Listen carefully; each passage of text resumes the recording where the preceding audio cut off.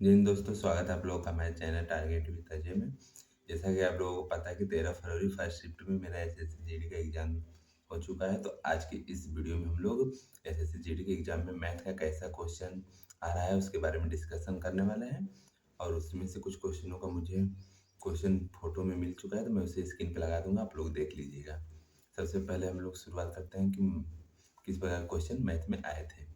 एक क्वेश्चन आया था सिंप्लीफिकेशन से आया था। वो अभी सिंपल क्वेश्चन था, उसमें केवल ब्रैकेट और गुणा भाग करना था और ज़्यादा कुछ नहीं करना था। उसके बाद एलसीएम और एचसीएफ से दो क्वेश्चन आए हुए थे। एलसीएम से एक क्वेश्चन पूछा था कि वह बड़ी से बड़ी कौन सी संख्या है जिससे कोई अंक 4 अंकों की संख्या दी हुई थी, उसे भाग देने पर क्रमशः 4 और 5 शेष बचे।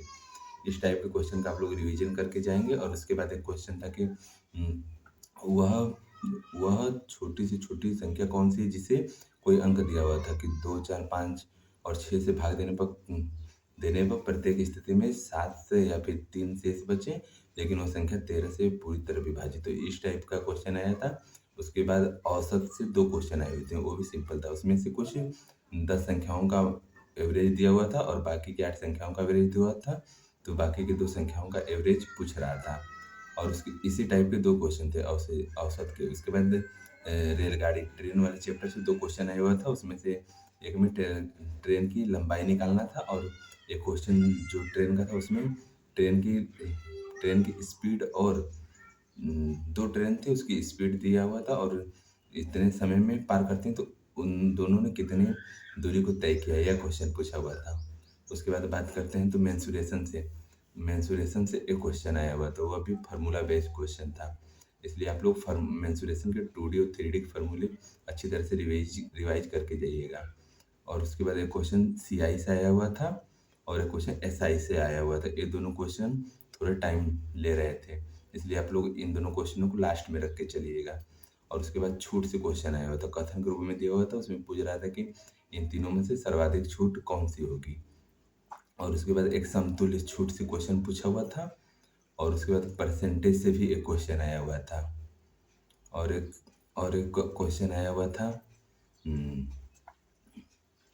कोई 400 प्रति सेकंड की दर से कोई वस्तु खरीदी जा रही थी और फिर उसे कोई अंक दिया हुआ था, इतने में बेचे जाने पर कितने के लाभ होगा।